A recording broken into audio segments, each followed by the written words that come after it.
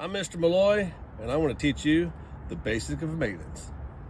First thing we're going to learn is how to check our oil. But the first thing you got to know is what kind of oil to put in your car. So right here, this usually tells you, as you can see, it has information right there that if it doesn't have this on the oil filler, then you can go in your manual and look. But this one takes 5W20. I may or may not need to put some in. So here's how you check the oil. First thing you do, you find the engine oil right here. You got to wipe it off. You can't look at it right out. You got to wipe it off first. Good time. Alrighty. Then we're gonna put it in there. You're gonna pull this out, and you're gonna look.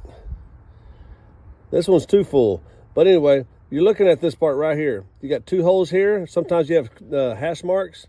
It's gonna be the top of that hash mark, or it has to be at the top of this hole here.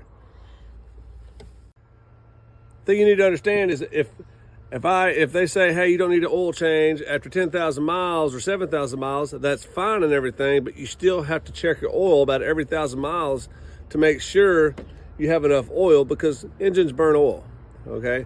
So if that's the case, if some of y'all have a lot of European cars, what you need to make sure of is, even though you have a 520 or a 020 or whatever weight oil, it still needs to meet the specifications. And your manual in your car will tell you the specifications. And so usually European cars, they have the European up here in the front somewhere. But just as long as you check the specifications here and it matches it, you're safe. This is your brake fluid reservoir here. It's always going to be attached to this thing right here. Your brake pedal is actually attached to that. Anyway, so if you look here, you look at your max level of brake fluid. This is a hydraulic system, so when your brakes are getting low, your brake fluid is going to get low. So it's really not good just to fill it up unless you just have to. But anyway, because this really tells you if your brakes need to be replaced or your brake pads need to be replaced. The last thing I want to talk to you about is your cabin air filter. So the cabin air filter is a little bit different than your air filter. The air filter is for the engine itself. The cabin filter is for us inside the car. It's kind of like an air filter in a house. So it keeps all the particles out of your face and out of your nose. So here is how we are going to change out the cabin filter. Most of them, they're in a lot of different places. Most of them are behind the glove box. So in this particular vehicle, right here is my where my cabin air filter is located. So what I'm going to do here is I'm going to pop this thing off. All right, take this little thing off, and there it is.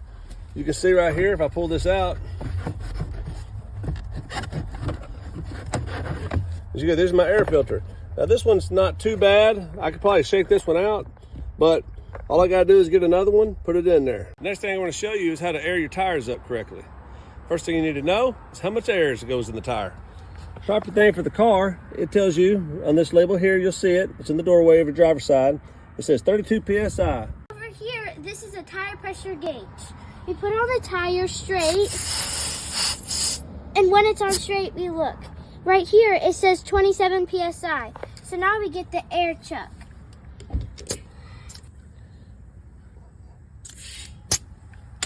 And now we check the tire pressure gauge on it. And it says 32 PSI. And that's it for your car maintenance basics.